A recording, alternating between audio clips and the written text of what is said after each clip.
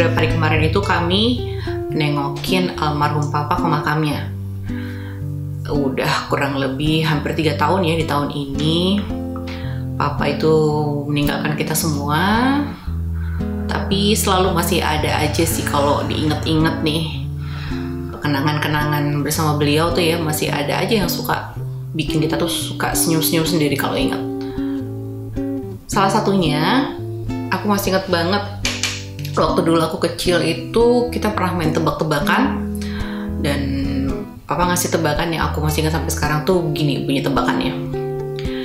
Ayam apa yang gak bisa mundur? Nah, sebagai anak kecil ya, waktu itu kalau nggak salah kelas 2, kelas 3 lah ya, yang baru semangat-semangatnya belajar sekolah itu mikir keras banget nyari jawabannya itu apa gitu kan ya. Sampai sebegitu mikir kerasnya aja masih belum nemu tuh jawabannya. Terus akhirnya nyerah. Kemudian akhirnya papa coba menjawab sendiri gitu ya, karena udah nyerah. Terus beliau bilang kayak gini, oke, nyerah ya. Jadi ayam apa yang nggak bisa mundur? Ya ayam yang di belakangnya ada tembok lah. Gitu jawabannya. Agak garing ya. Tapi seingat aku waktu dulu itu sempat bisa ketawa ngakak sih denger jawaban itu. Bukan karena lucu-lucu banget sih, enggak. Cuman antara rada gimana ya, ngeselin tuh jawaban. Soalnya kan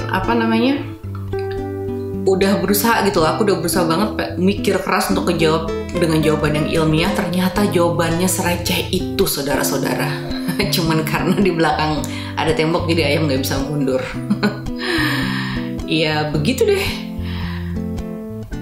Kenangan bareng papa tuh salah satunya itu. Jadi beliau termasuk orang yang berusaha buat ngejokes di tengah keluarganya. Di antara template wajahnya tuh yang tegas gitu ya, yang mungkin banyak sebagian orang tuh yang kalau ngeliat wajahnya aja tuh udah males mau negor juga. Tapi dibalik ketegasannya itu, dibalik kelugasan wajahnya itu, beliau itu sangat sering malah ya berusaha buat bikin fun di tengah-tengah keluarga.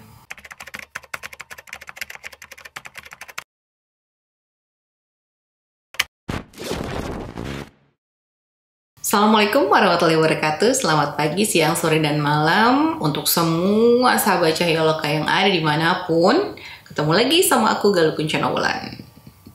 Sebelum lanjut, silahkan teman-teman yang belum subscribe ya, biar kita bisa belajar bareng terus. Dan juga jangan lupa bunyikan lonceng notifikasinya. Jokes-jokes macam yang almarhum papaku lontarkan itu sebenarnya sangat khas banget ya, alanya bapak-bapak zaman sekarang gitu kan, dimana mereka itu melakukan itu untuk semacam membuat keceriaan di tengah-tengah keluarga. Nah, upaya untuk membuat jokes-jokes ini di tengah keluarga itu sebenarnya mendapat apresiasi juga dengan mengistilahkan jok-jok semacam itu sebagai sebuah istilah guyonan yang disebut dad jokes atau jokes bapak-bapak. Dad jokes atau jokes bapak-bapak ini sebenarnya mulai pertama kali dicetus tuh oleh seorang kolumnis bernama Jim Calbouk. Dia itu seorang kolumnis surat kabar harian Gettysburg Times yang waktu itu ada di Pennsylvania, Amerika Serikat. Nah, istilah ini, dad jokes ini dicetuskan tuh pada tahun 1987. Udah cukup lama juga ya ternyata ya. Si Pak Jim ini mengumpulkan jokes-jokes para ayah di seantero Amerika waktu itu untuk dimasukkan ke kolomnya, ke kolom tempat dia biasa menulis ya di surat kabar harian tersebut.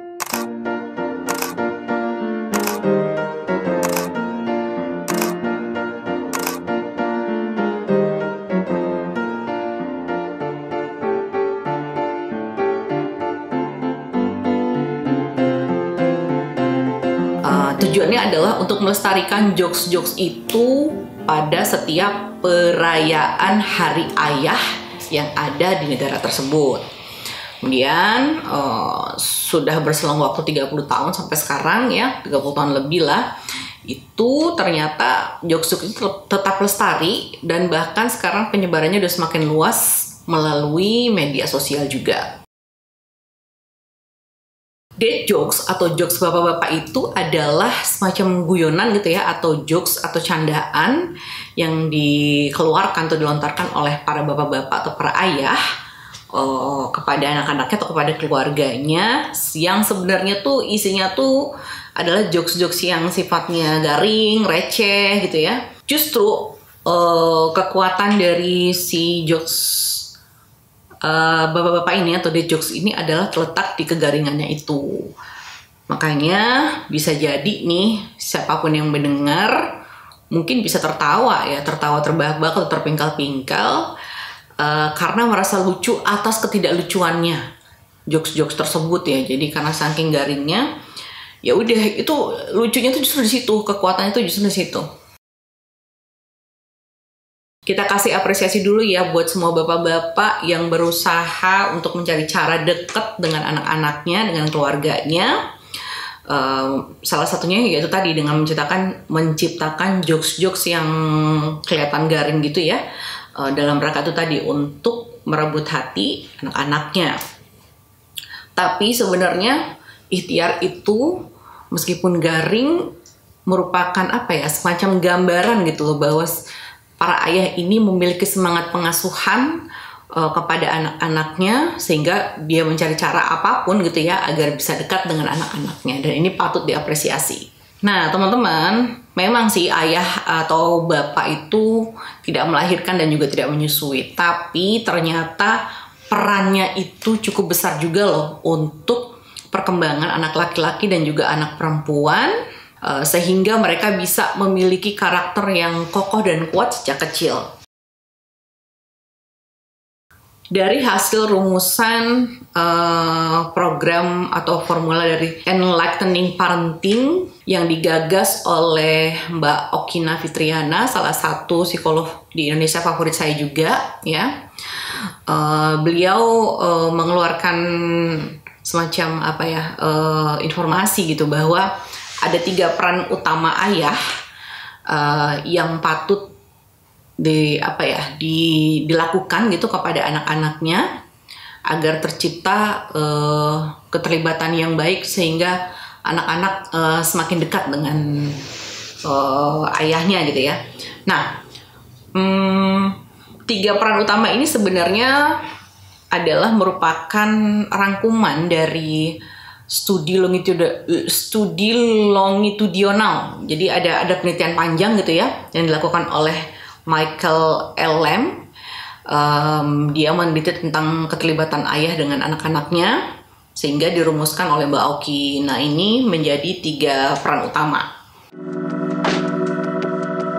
Yang pertama adalah engagement, yaitu interaksi langsung antara sang ayah dengan anak-anaknya, di mana sang ayah pada saat berinteraksi langsung itu hadir penuh di situ ya, melakukan berbagai macam kegiatan bersama, seperti misalnya berolahraga bersama, terus kemudian bercerita, berdiskusi, atau bahkan ngejokes kayak yang tadi gitu ya, jokes bapak-bapak tadi gitu ya, dan banyak kegiatan lainnya di mana sang ayah ini terlibat langsung dengan anak dan beliau hadir penuh bersama anaknya di situ.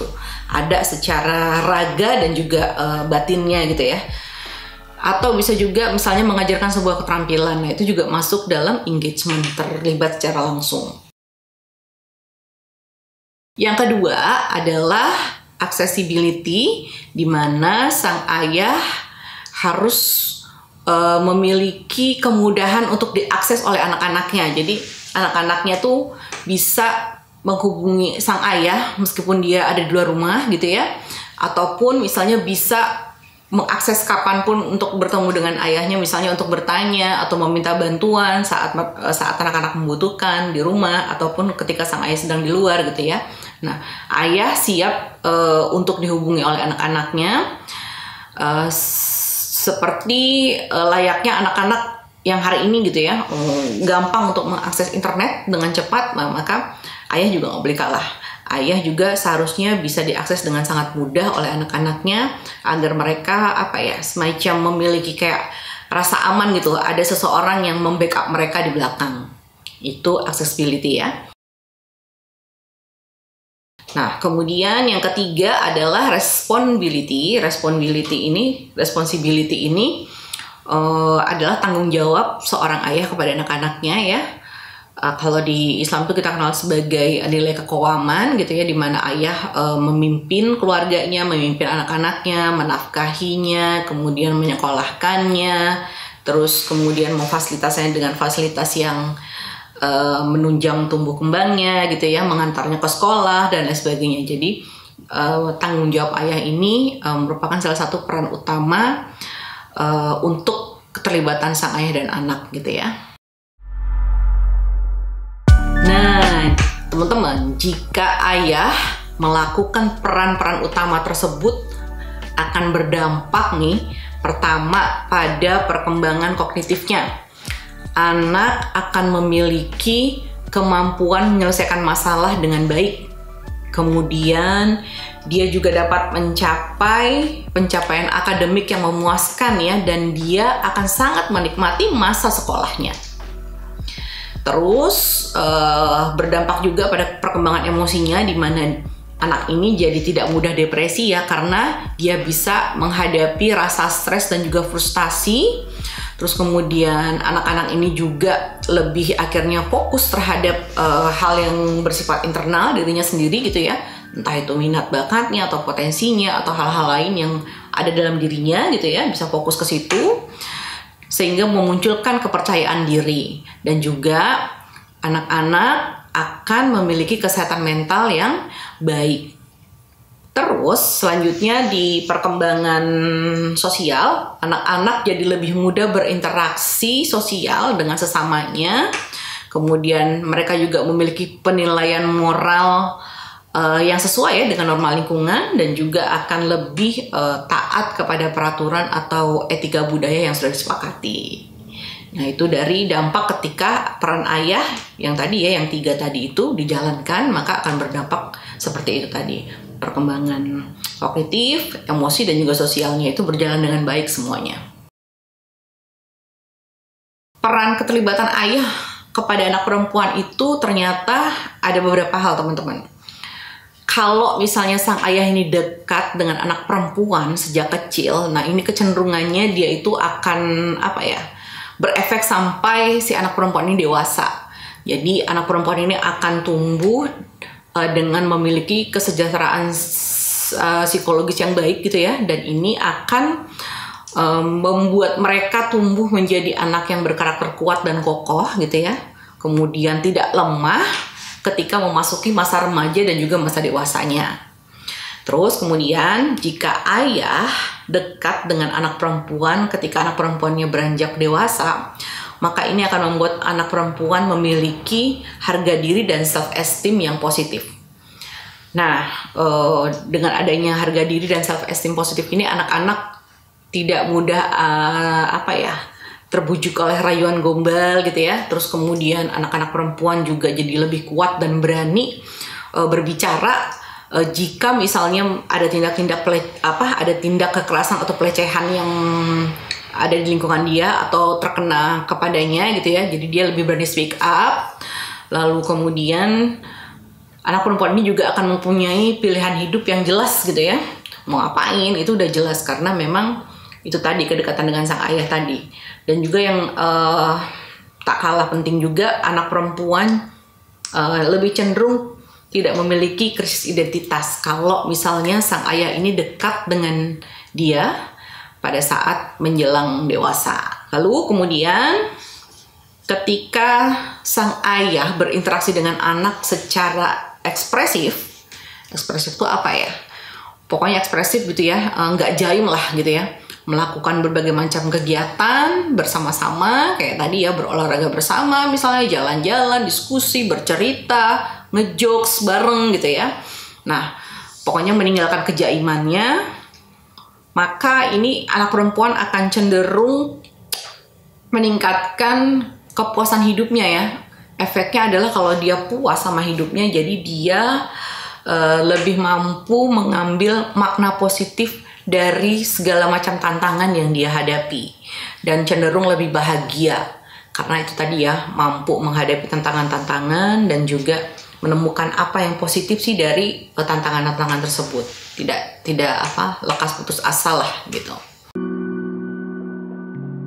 Segala sesuatu yang dilakukan ayah yang merupakan keterlibatannya dengan anak perempuan itu, kemudian keterlibatan itu dipersepsi oleh sang anak perempuan sebagai bentuk cinta, kasih sayang, dukungan, perhatian gitu ya, maka ini akan menumbuhkan self esteem yang positif bagi anak perempuan. Wah, tadi kalau self esteem udah dijelaskan ya, anak perempuan jadi punya karakter yang lebih kokoh. Begitu luar biasanya dampak peran ayah kepada anak perempuan atau keterlibatan ayah pada anak perempuan ya. Jadi no wonder juga kenapa ada hadis Rasulullah yang mengatakan bahwa kalau misalnya kita bersabar merawat anak perempuan gitu kan, memenuhi segala kebutuhan lahir dan juga batinnya, maka ia akan menyelamatkan kita pada hari kiamat. Itu ada benernya juga ya, karena memang penjagaannya kalau tadi dilihat dari penjabarannya itu benar-benar jaga banget sehingga itu tadi si anak perempuan ini akhirnya tumbuh menjadi seorang yang kuat dan berkarakter berani gitu ya, sehingga dia nanti juga akan menghasilkan generasi-generasi yang juga kuat dan kokoh. Tapi ini ada rambu-rambu juga nih. Memang sih keterlibatan ayah dan anak perempuan itu penting, tapi perlu diwaspadai. Misalnya seperti ketika bermain dengan anak-anak perempuan yang kecil gitu ya, suka main, kan kalau anak perempuan tuh biasa suka dandan-dandanan dan lain sebagainya. Nah ini warning buat ayah, boleh mendampingi bermain tapi sebaiknya tidak mengikuti atau menolak gitu ya untuk didandani seperti perempuan. Kenapa? Agar anak perempuan tadi tumbuh dengan mengenal identitas diri yang jelas ya, mana yang perempuan, mana yang laki-laki. Jadi dia tidak mengalami kebingungan. Ini ayahku laki-laki tapi kok dandannya perempuan ya. Nah kayak gitu. Jadi bisa mungkin itu dihindari. Dan juga kalau anaknya sudah balik, usahakan untuk tapi berhati-hati dengan ada motor lewat sebentar ya. Nah, jadi kalau anaknya sudah balik, berhati-hati untuk memberikan sentuhan gitu ya. Usahakan untuk tidak lagi uyel-uyelan tuh, kayak kalau kita suka gemes gitu sama anak-anak ya, suka uyel-uyelan gitu waktu anak-anak masih kecil. Nah kalau sudah balik, nah itu agak dikurangin intensitasnya, kalau bisa malah jangan gitu ya, karena mereka sudah balik dan sudah banyak hal yang harus dibatasin gitu ya.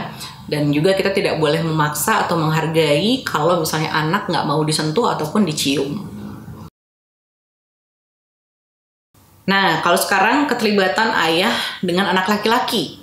Keterlibatan ayah dengan anak laki-laki itu pertama dapat menjadi jembatan anak laki-laki untuk belajar bagaimana caranya menghadapi tantangan hidup.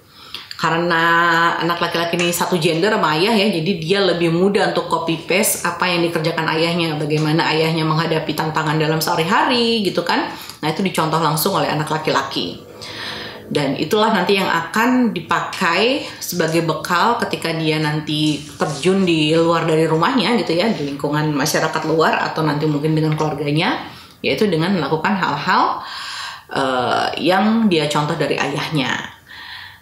Kemudian yang kedua, dengan keterlibatan ayah kepada anak laki-laki, dia juga akan mengajarkan bagaimana caranya mengambil sebuah keputusan. Caranya ayah bisa misalnya melibatkan anak laki-laki gitu ya, untuk membuat keputusan besar dalam keluarga. Terus kemudian sang ayah mengajarkan proses-prosesnya bagaimana cara mengambil keputusan itu, kemudian mendampingi prosesnya dari awal sampai akhir. Dan ketika misalnya keputusan itu ternyata salah atau tidak berhasil, maka ayah yang harus belajar untuk membesarkan hati anak laki-lakinya agar memahami bahwa segala sesuatu yang keliru, yang salah itu masih punya waktu untuk diperbaiki secara terus-menerus dan jangan menyerah. Nah itu ayah berfungsi di situ untuk membesarkan hati sang anak saat keputusannya itu ternyata misalnya salah atau nggak berhasil gitu ya. Dan juga yang penting juga yang nggak kalah penting adalah kalau seandainya memang keputusan itu adalah bukan keputusan yang diharapkan gitu ya hasilnya, maka ayah sebisa mungkin tidak merendahkan anak laki-lakinya. Terus kemudian keterlibatan ayah dengan anak laki-laki itu mengajarkan anak laki-laki tentang arti maskulin. Di mana arti maskulin di sini itu adalah lebih kepada di mana seorang laki-laki itu memimpin keluarganya, bertanggung jawab terhadap keluarganya gitu ya. Segala hal yang berhubungan dengan kekoaman, tapi bukan berarti dengan kemaskulinan itu anak-anak laki-laki tidak boleh merasakan hatinya tersentuh gitu oleh sesuatu. Nggak juga gitu, misalnya dia tersentuh kemudian menangis, itu it's okay, nggak apa-apa. Itu merupakan bagian dari fitrah kemanusiaan gitu ya. Dan juga yang perlu diingat juga bahwa maskulinitas itu tidak tidak berarti bahwa anak-anak laki-laki itu harus kasar ataupun bisa bertindak keras karena kelaki-lakiannya. Panjang juga ya penyebarannya. Jadi semakin salut sama bapak-bapak yang sudah berusaha dekat dengan anak-anaknya dengan berbagai cara, termasuk salah satunya adalah membuat jokes-jokes garing ya, jokes bapak-bapak atau dad jokes demi mengambil hati anak-anaknya atau keluarganya. Tapi meskipun itu adalah garing, seperti yang tadi udah jelasin di awal, itu cukup bisa buat tertawa anak-anak gitu ya, cukup bisa membuat keluarga menjadi ceria gitu kan. Karena paling tidak anak-anak menganggap sebenarnya bapaknya itu bukanlah seorang bapak yang menyeramkan bagi mereka, karena bisa juga sih bikin jokes-jokes yang kayak gitu ya nggak. Terus juga bapak-bapak itu jadi kelihatan lebih bersahabat ya di hadapan mereka, lebih friendly gitu ya.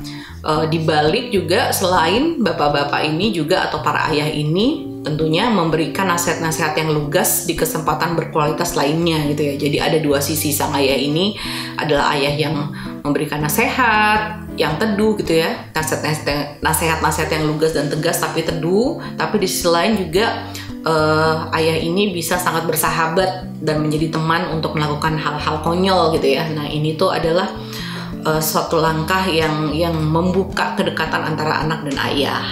Bahas tentang peran ayah ini memang gak ada habisnya ya teman-teman. Masih banyak banget yang bisa kita gali dari keterlibatan peran ayah kepada anak-anaknya. Tapi kita akan bahas di kesempatan lainnya. Silakan bagi teman-teman yang punya pengalaman tentang hubungan dengan ayah, boleh tulis di komen ya. Semoga kita bisa belajar dari pengalaman teman-teman semuanya. Jangan lupa untuk yang belum subscribe, silakan subscribe biar kita bisa terus belajar bareng-bareng. Dan kita ketemu lagi di vlog selanjutnya. Assalamualaikum warahmatullahi wabarakatuh.